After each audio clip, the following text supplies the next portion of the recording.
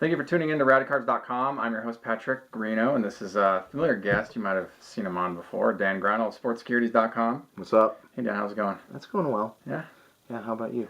Doing all right. Thanks for coming by. Yeah, not a problem. Awesome. So what'd you bring today, Dan? So, you and I have talked about this, but I don't think I've showcased this before on Radicards.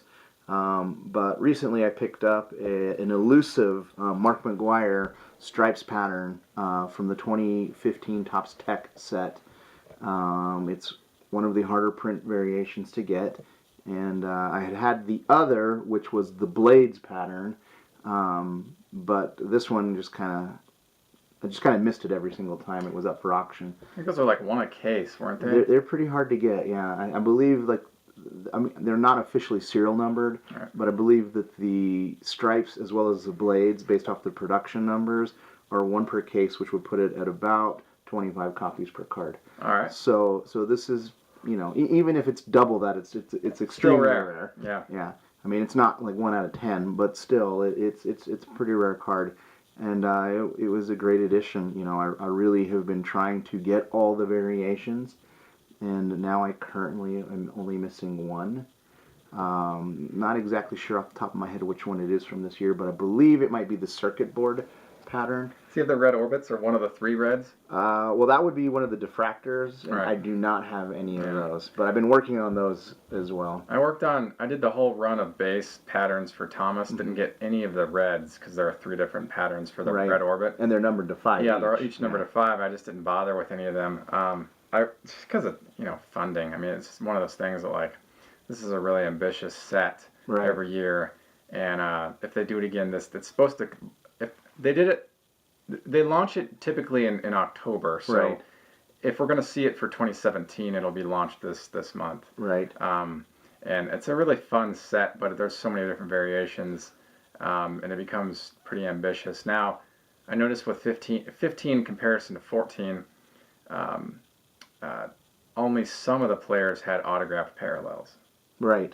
And at 14, I think everybody had the autograph. That I'm not sure of, but I do know that. Don't quote me on that with 14. I just know that when I was chasing 14, I was doing the autographs as well. And I remember looking back at how much I spent on just my Thomas run, and I'm like, man, that's kind of a little bit more than is necessary. Oh, yeah, for sure. It was a great run to collect, and I like the concept. The tech, I like the tech concept of the varying patterns. So good job on getting the stripes variation. So I really like the pattern aspect. Yeah. The variations of diffractors and refractors and all of that. Yeah. That is where I think it becomes very tedious. Okay. And the proofs and the one of ones and that's and I mean you have the one of ones and you have the one of one autos, and then it just goes on and on and on. Yeah. So I mean I can see what you're saying. You could spend a huge amount of money trying to complete as much of it as possible, right? And never actually reach that because of the 8 to 10 different variations of one of ones. Right, and I did pretty well in 2014. I didn't pursue 2015 to near the degree I did 2014, and I'm not sure if I'll do it again this year. I didn't do it at all last year. I picked up a couple here and there, but it was one that I just kind of lost interest in. I think what happens is there comes kind of like a tipping point at the number of parallels. You get to so many, and after a while, it's kind of almost a demotivator. Right. You're like, dude, it's too much. Right. Like, if I want to start, I'm going to start and get them all. But if there's so many, it's like if I start, then it'll never end. Right. So I may as well just not even bother with it. Like, that's sometimes how I feel with multi-mega parallel sets. And just knowing the amount of one-of-ones that exist in some of these sets, it further demotivates me from pursuing it. But I'll pick up, if they're in the dollar bin or whatever, I'll grab them. But I just won't make it a point to go after a run. I mean, that's just now. That may change. Right. And I just know that at this time, the way I've been seeing multi-parallel mega runs has been more like keep scrolling kind of mentality. Well, I didn't finish 2014 either, but I liked the pattern variations of 2015. That's why I was more aggressive with how I pursued it. I'm still working on 2014. Sure. 2016, there were just too many other things going on. Yeah. I mean, we were prepping for the Nationals. I was trying to save money for that, so I kind of put that on the back burner. I've recently kind of picked up a few of the easier variations. Sure.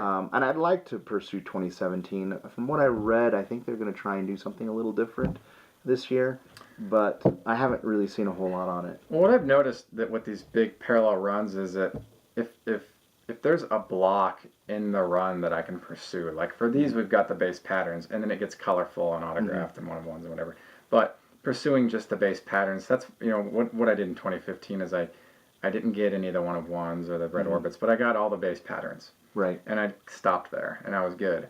And that's where it becomes like if you can identify a chunk within the whole line to pursue, it still can be fun. Oh yeah, for sure. Without it being like a total headache. So that's one of the things I like about the product is that you can choose to take everything, buy everything, right? Or you can choose to just go with the base patterns or go with the color patterns, right? The color variations, I should say, or go with the autos.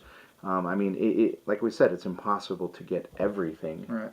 I mean, you would have to have extreme luck and deep pockets to get the complete run. But, there's a sense of accomplishment when you have all the base patterns. Right? Or you have all of the diffractor patterns. Sure. So. Good stuff, man. I'm glad you brought that by. All right, we're going to change gears a little bit. We're going to talk about 1998 Flair Showcase. Well, you might remember those. I do remember those. It's the sophomore run of release of Flair Showcase. A brand, like a release that I loved a lot in the late 90s, but I didn't really dive in until I got back into the hobby. Because I had left shortly thereafter 97 run came out. And I think by the time I exited the market, and I think it was 98, summer 98, when I actually left for a little bit, I want to say that Flair was out, but I don't remember the release date on it. Whatever the case, is I have two cards here that are important, and I want to talk about them. And so before we get to this, so 1998 Flair Showcase had a couple different rows. You might remember 3, 2, 1, and 0. And 0 were the horizontal ones, right? And everybody else was the vertical. And then each of those had a Legacy Collection parallel number to 100. And then each of those, again, had another parallel masterpiece number to 1. So you had, if you wanted to put together a master run of your guy, it's a lot of work. Right. It's feasible to get the 8, right? The 4 base and the 4 legacies, and the row 0. There's typically players may have a promo version, or at least an aftermarket type version of this particular card. And I've talked about this on Radicards.com. Today we're going to be talking about a masterpiece example, a 1 of 1. Okay. Now, before we get into this, something else I want to discuss with you is that the base cards have like a flat foil finish. I think it was in like a gold finish to the text on the front. And then the Legacy parallels to 100 had flat blue finish on the front. The Masterpiece to 1 parallels had purple foil. So here's an example of one of the Masterpiece 1 of 1s. Okay, this is row 3, Frank Thomas. This is the official 1 of 1 Masterpiece.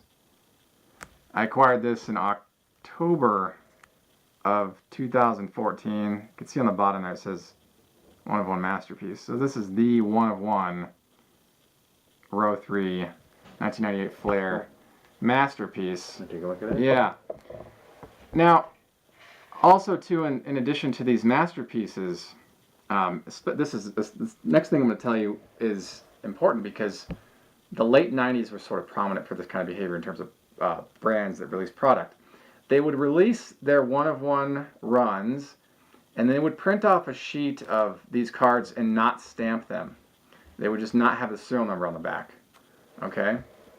So the reason why this was done, at least to my understanding, was because if a customer calls and say, "Hey, I got this 1 of 1 that's damaged. Right. Can you send me another one?" They'd have one on hand, and they'd usually hand number it, and they'd send it off to the customer. At least that's my understanding as to why some of these non-serial numbered 1 of 1s entered market. Now here's the same card. This is the row 3, 1998 Flair Showcase Masterpiece Frank Thomas.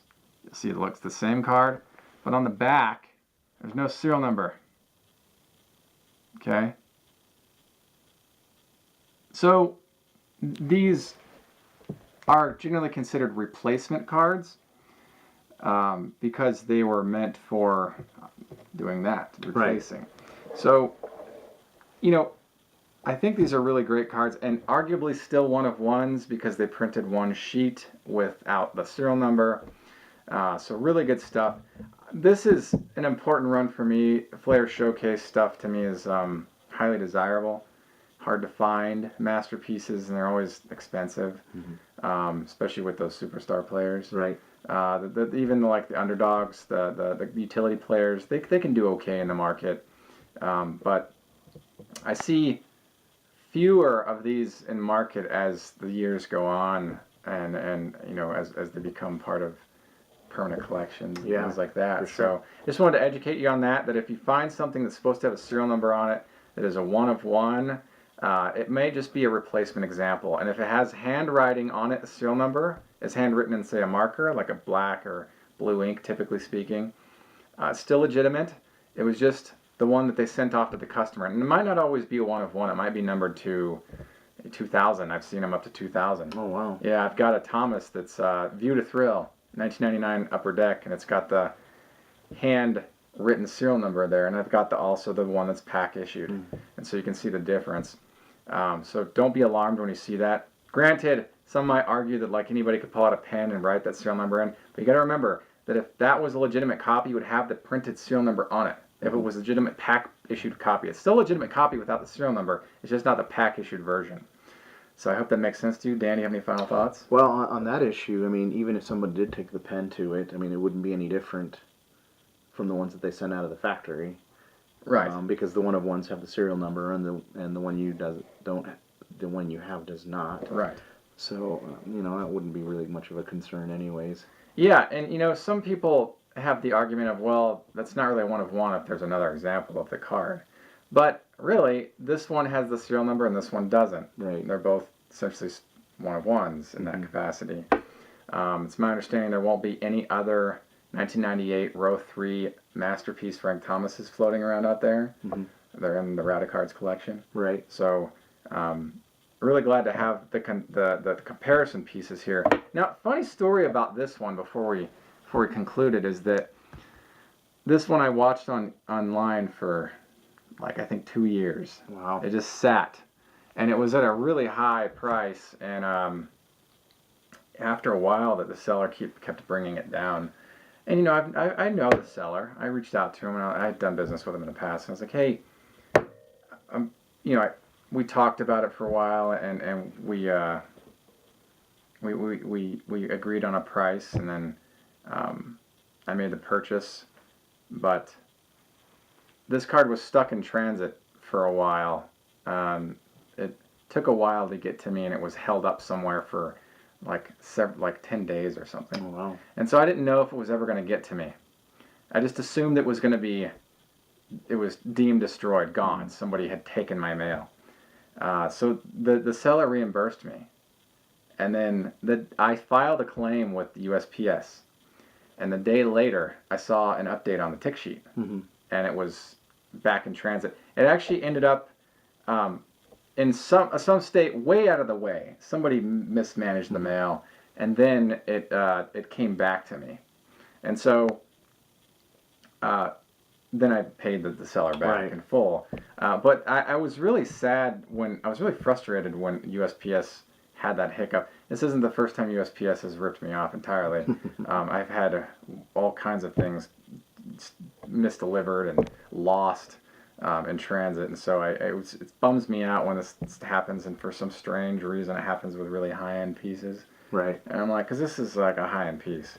And so I was really bummed out, but that's my story about my debacle with the USPS. This card almost didn't make it to me. Right. I was really glad that it did, so I can publish this episode for you guys. So thanks, Dan. Sure. Appreciate it. Not a problem. Thank you for tuning in to Radicards.com. And until next time, enjoy collecting. Take care. If you like this content, please subscribe. Thank you. Enjoy collecting.